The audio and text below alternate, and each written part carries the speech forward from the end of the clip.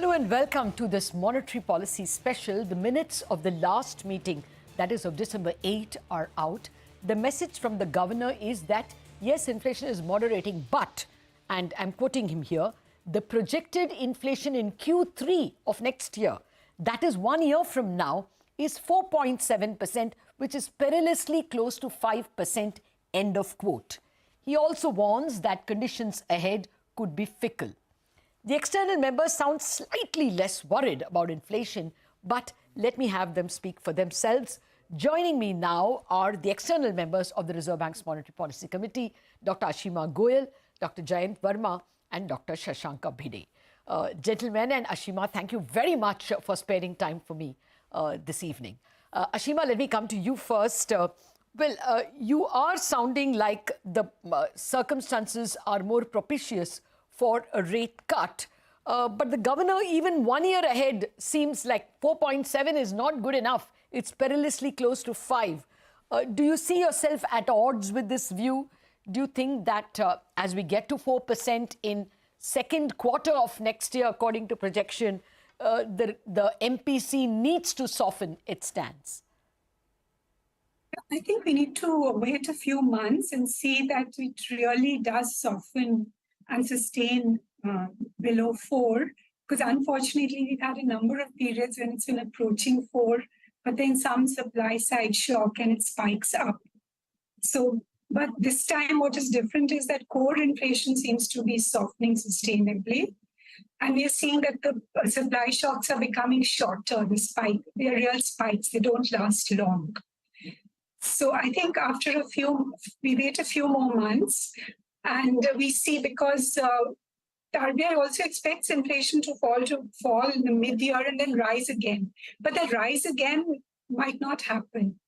And as we approach closer to the period, we'll get to see that. Okay. So, but even if it is about 4.7, we also have to be careful that the real rate does not rise too much, because with 6.5, even if inflation is 4.5, the real rate is 2%. You don't need that to decrease inflation sustainably towards the target. Okay. Well, I will ask Jayanth Varma that, because he has specifically said that, 2% is too much of a killer of growth. But before I come to Dr. Varma, Dr. Bhide, what is your, what would you look forward to ensure that you can at least change the stance? What will those signs be? And what should the stance change to, of course? I think the projected inflation rates should be consistently close to 4%. Okay. So I think, that to me is important.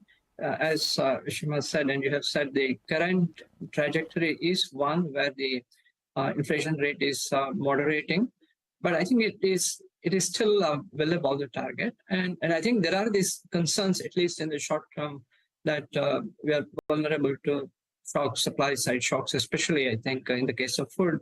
So I think that is the concern. But I think that what will change the stance is consistently projections of inflation rates, closer to 4.5% or less. Okay, Dr. Bhide and Dr. Ashima, the statements from Michael Patra are a little more hawkish, or at least cautious this time around. I don't know if you have a chance to read his minutes. One, he points out that consumer inflation expectations have actually hardened a bit. He says that although they do expect the inflation number to remain flat in a 3-month period, they are less sure than they were in the previous consumer survey of the Reserve Bank. And 1 year ahead, they are far less sure that inflation will dip. That is one thing he points out, that consumer sentiment over inflation has not been as positive as it was in the previous survey. And the second thing he points out is that output gap has turned positive and on the margin. And therefore, there stand a chance of demand-led inflation. Ashima, your thoughts on these? Yes, the change in consumer expectations is very marginal. And again, we need to see if that sustains and strengthens. So we watch it for some more months. And for potential output, I have argued that we need a forward-looking measure while all these time series estimates on which it is, they give too much weight to past growth. And if we are going through a structural change where India's growth rate is sustainably and potential output could be actually rising, because we all know that we have high underemployment. We are in a transition towards, a more developed economy. So we can't rely on the past in order to infer the future. So there is a literature which suggests that you judge potential output by inflation. Okay. If there are enough reforms and supply side changes to keep inflation within the tolerance bands, then we cannot assume that potential output is reached. And the softening in core inflation suggests that, because core is affected by potential output. If we had exceeded our potential output, we should see core strengthening, but we are not seeing that. There are arguments out in the market against these as well. There are people who point out that core is softening because globally supply lines have come back. And at some point in time, that will flatten that curve. You can't see the supply line positivity to go on continuously. What was shut is coming back. And therefore, we are having a positive core. It's the experience across Asia. And secondly, 7% is a fairly aggressive growth, is a fairly good growth. Dr. Bhide, does this growth even need more crutches? Is there a case even for cuts now? No, obviously, I think we have had very good growth in the first 2 quarters of the year. I think I also, I guess it's a positive that the growth has also happened when the core inflation particularly has softened. So I think there is obviously a sort of pressure, not so much from the demand side, but I think I would still think that the growth being somewhat uneven, there will be price pressures in specific sectors which might affect the non-farm sectors prices also. Okay. So I think it's a good growth situation, and therefore I think we should be happy that the core inflation has kept low. Okay, Dr. Varma, thank you very much, sir, for rushing back from your class. Deeply grateful to you for that. Let me come to the point you are making, that at the moment, nearly 200 basis points real rate is not very positive for growth. It's inimical for growth, and that we should move towards 1.5. Now, if you take the forward forecast of the Reserve Bank, it's 4% in the second quarter and 4.7% in the third quarter. That is 1 year down. By your estimate, we are already due for a cut. Are you therefore disappointed? Would you want a cut sooner then? No, I mentioned in my statement, yes, that after 3 years of excessive inflation, I am willing to understand some degree of caution. We've had a lot of volatility in variety of things, commodity prices, food inflation, and so on. So I'm willing to accept some degree of caution before plunging ahead and cutting right away. One might want to look a month ahead or 2 months ahead and see that the trajectory that we are projecting is being realized. So, and then wait to cut then. But clearly, I think we are really at the borderline of a cut.